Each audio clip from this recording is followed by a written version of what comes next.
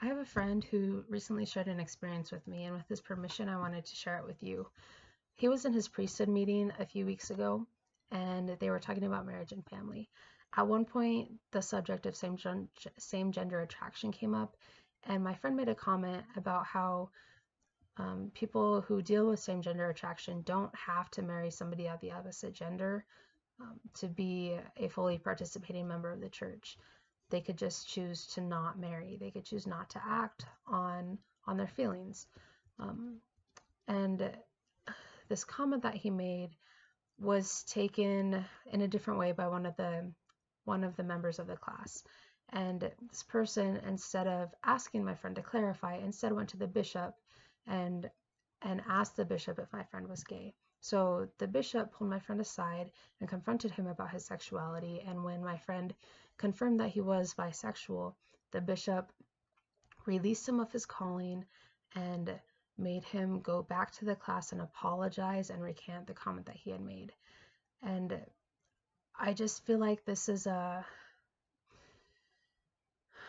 experience that many of the LGBTQ community experience here at BYU in particular.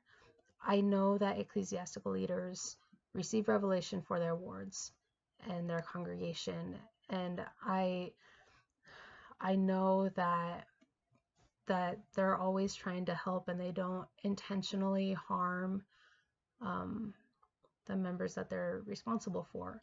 But at the same time, I feel like there's enough of a problem with this that it should be addressed on a church-wide level. So I think really the main problem is that some people don't understand the difference between um, having same gender attraction and acting on it.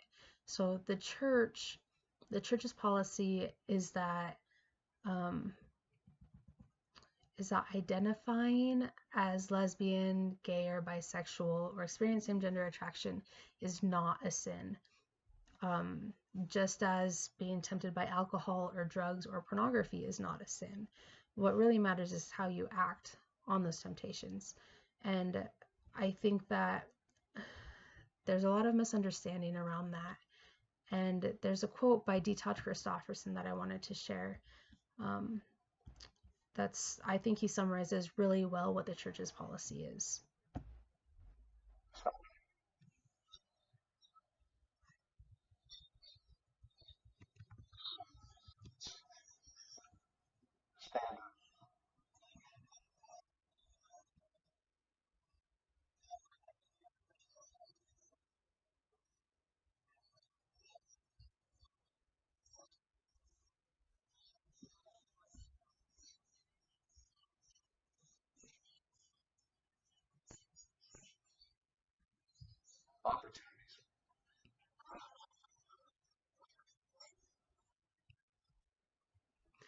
So this is the stance that the church has taken on same gender attraction.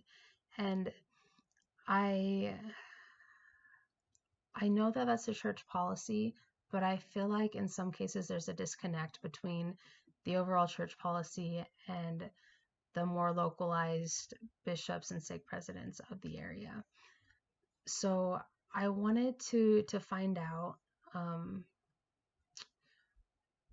what the general consensus is. But I started with the honor code, BYU's honor code, because here at BYU we do sign this honor code saying that we'll live by the standards of the church, but also um, that will uphold the name of the school and of the church while we're here.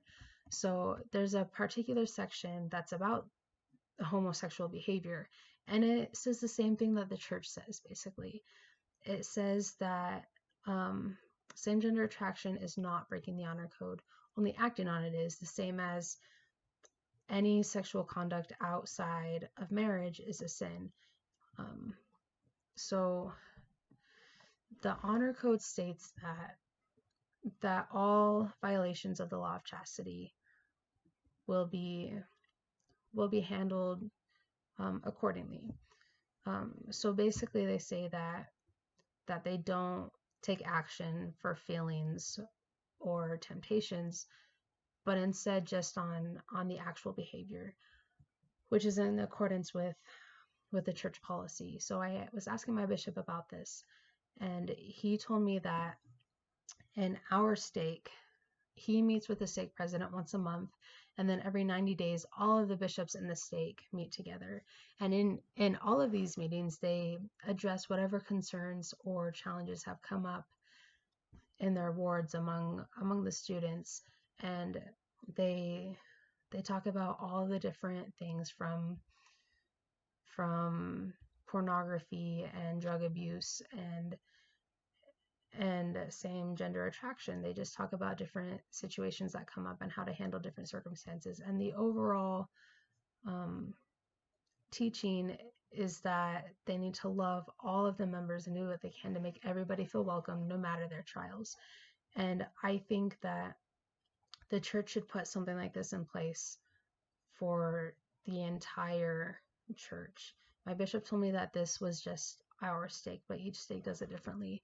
But I think that as the bishops and stake presidents meet together more frequently, they will be better educated and be able to better help those who do experience same gender attraction feel more welcome in the wards, and also help the rest of the congregation understand that same gender attraction is not a sin, but that acting on it is. And it doesn't matter what your temptation is, they should always be welcome at church. So I think that a church-wide policy about meeting together more frequently and regularly and discussing these topics and educating the ecclesiastic leaders would drastically change the experience of those of the LGBTQ community here at BYU in their student wards.